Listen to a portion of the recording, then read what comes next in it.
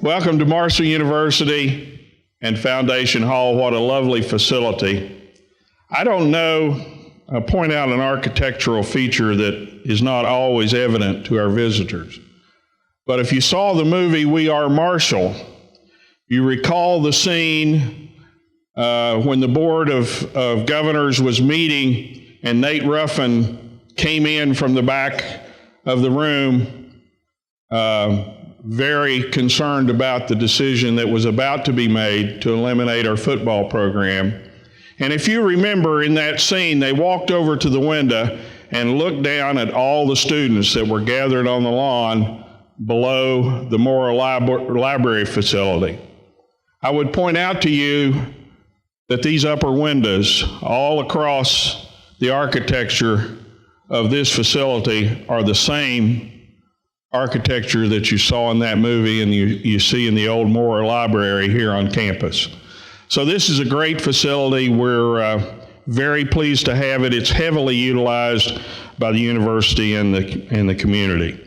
Also, let me say that I am here today in this capacity because of the loss of a great leader of Marshall University and a very dear personal friend to Joanne and myself, and that was Stephen Kopp.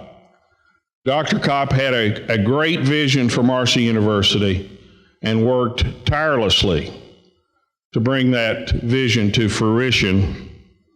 And we were, of course, very saddened with his loss, but we're committed to keeping his legacy and his dream alive and moving Marshall forward. Today, I thought I would address two issues that I believe are important for the dialogue in the connection of education and jobs in our future. First of all, the face of higher education is changing. It has changed already. I believe it will change even more in the next 3 to 5 years. The challenges facing higher education, and by the way, it doesn't matter if we're having this conversation in Huntington, West Virginia, whereas I did just about 10 days ago have this conversation with the presidents of the universities that are members of the Conference USA. We were meeting in Dallas, Texas, and as we flew into Dallas, construction cranes everywhere, just a vibrant economy, a place that's truly alive. And yet, as we sat as presidents on Sunday evening and had dinner, the discussion surrounded how they were dealing with a different financial model, the cuts that have come in higher education, the reduction of funding, the change of the face of higher education is on the agenda, and 3 of those presidents are institutions in Texas, in the state of Texas. So it's not just about West Virginia. It's not just about an individual economy in an individual state. It's about higher education in general. And that discussion and those changes causes us to have challenges that I've really summed up in four descriptive words or phrases, if you will. First of all, we have a challenge to maintain financial viability, notwithstanding loss of state support, notwithstanding a change in our federal government as to how federal dollars flow into educational institutions. We have an obligation, and I believe that Marshall has stepped up to the plate and done what was necessary and will continue to do what's necessary to maintain our financial viability, because the changes that are coming are going to come to those who are in the strongest financial position to be able to step in and help as others may not be able to do so. We also have the programmatic challenge of a major shift in what higher education is looked to provide to our students and to our economy. And we have to maintain viability. We have to have a curriculum offering that means something, that is of value, but we also have to have flexibility. And certainly in my 35 plus years in being associated with higher education, I don't think any of us could say that we've always had flexibility in higher education. Higher education has typically been, if anything, inflexible. This is the way we've always done it. We need to continue to do it that way. I can tell you here at Marshall University that attitude has changed and is changing, starting with initiatives that Dr. Kopp put in place and continuing with initiatives we have today. A huge issue and a huge challenge because of the above for higher education is affordability. I read an article just a week or 10 days ago in the Wall Street Journal talking about housing starts in the United States and how all other indicators would say they should be picking up and we should be moving toward a more normal housing industry in the United States. However, that is not occurring at the rate that experts believe it should, and the article suggested that one of the reasons is that the generation that is now positioned and ready to purchase, make their first major purchase of a home, are saddled with student debt to the point that not only can they not afford that home, but they are not, as those of us who are involved in the banking industry know, they are not bankable for that financing because their cash flow will not support their student debt and their housing debt. So affordability is a major issue, and today, as I addressed now my third orientation session this week for new students to Marshall University, I can tell you that our students coming primarily from Southern West Virginia, $200 is a major number to a family today. When it's time to sit down at the dinner table and decide where your child is going to school and what's the best investment, where can you get the best return for your dollars, $200, $300 makes a major difference. So affordability is a major issue, and we have to be ever vigilant. And I appreciate the Board of Governors at Marshall University. Several of the members are here today.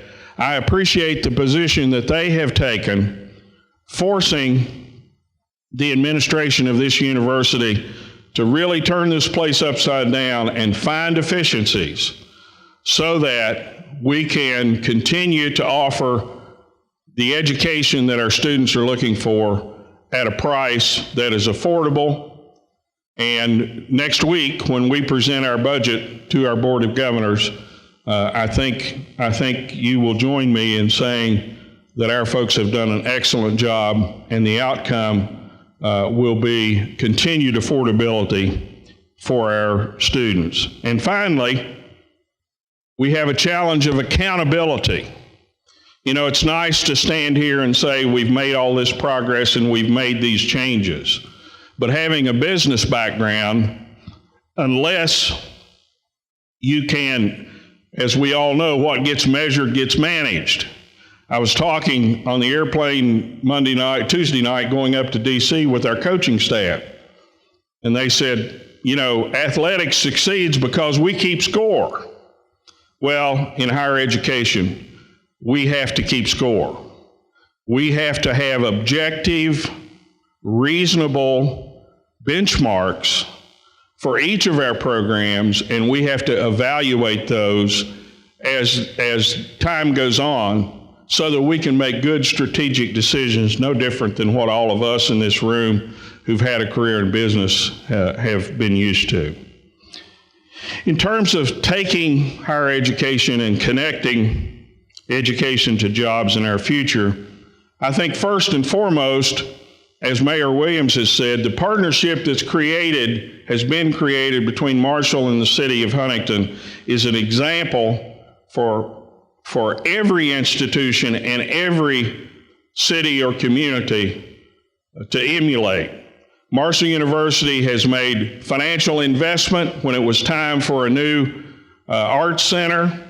We looked to downtown Huntington, looked at what Dr. Tuma and his family have done in the revitalization of downtown Huntington, and in the midst of that was a great facility that could be renovated and provide an exceptional educational opportunity for our students, and the Arts Center was created.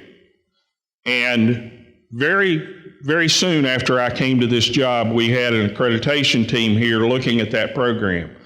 And among the things they talked about was the enthusiasm of our students because they were in that new setting. If you haven't seen it, it's worth a trip downtown to see that facility and imagine a student in the arts there in that setting being able to really develop the talents that they have. In addition to the partnership we have with the development of the city, we're directly involved in initiatives that the city has to take advantage of the opportunities that the mayor believes, and I certainly agree, Huntington is well positioned to take advantage of. Number one, as the market permits, we're going to have opportunities in this state for secondary products from our Marcellus gas development, the polymer industry. West Virginia and Huntington, West Virginia, has a homegrown business here that has already proven that the polymer business and the byproducts developed from that can be viable. And Marshall University is partnering with the state of West Virginia, with the city of Huntington, the state of West Virginia, and also private industry to create an incubator, if you will, to provide professional training and develop that. Because if you think about the logistics, right down the Ohio River, either by water or by rail, those products can move to Huntington, those raw materials can move to Huntington and be developed here and be a new and very viable industry for the state. We have to remove the barriers that exist to entry in this new world of education and new world of students that need to be educated. We have to look at our class offerings. We have to be flexible. We have to schedule when the need is there. At Marshall University, not unlike other universities, but at Marshall University, we're making a major effort on e-course offerings, the non-traditional classroom, if you will, because the students of today are not what any of us at our ages would consider traditional students. These are students who are working, who have families, who have other obligations and need that flexibility, and we have to do that. We have to remove the financial barriers. At Marshall, we're announcing a new initiative by our foundation to raise money for scholarship, because it's not just about providing scholarships to get students here to Marshall to help them be able to afford to come to Marshall, but it's also about retention, because we believe that we lose a number of our students along the way because they hit a financial barrier and we're not even aware of it. And if we are aware of it, we're not currently organized and funded in that regard so that we can help eliminate those financial barriers or roadblocks. So we have a new initiative from the foundation that will give us the funds that we need to do that. And we're also having a new initiative started with our alumni, simply saying to our alumni, look, you have an obligation to give back to Marshall University so that a student of tomorrow can have the experience that you had yesterday. And we believe those initiatives will remove those financial barriers. We've got to create pathways. We're actively working, and one of the things that I'm doing is I'm meeting with 2- and 4-year institutions all across our service area, starting to talk about how we can make closer linkages. If the point of entry is a community college, chances are some of those students are going to the community college because they don't believe they can compete at a 4-year institution. But when they get there, they find out they can. We want to make a natural and easy pathway for that student to come to Marshall University and get a 4-year diploma once they've completed their work at the community college. We also have to create pathways from business and industry to make it easier for the services that we can provide to be available to the employees of business and industry that we serve. We have to provide a solid foundation, educational foundation in STEM. And I'm pleased to tell you that I believe the first time I heard STEM used in the context that it's widely used now was Dr. Stan Maynard in our conversation with the Harless Center for Rural Education here at Marshall University. So Marshall's been on the leading edge of that curve and will continue to be a leader in STEM education, but we have to do that if we're going to serve the businesses and industry and make the connection that we're here to talk about today. We have to provide meaningful and usable research that can be translated then into economic development, into business development. We were privileged at the Huntington Chamber of Commerce to hear from Marty Becker. And most of us in this room know Marty very well, and he's had a wonderful experience, an international experience in business. And Marty, being from Huntington, came back to observe that he thought that Huntington and Marshall University was well poised to move forward as we have described, but suggested that we need carbon research, we need polymer research, we need a research base here from which to grow these initiatives.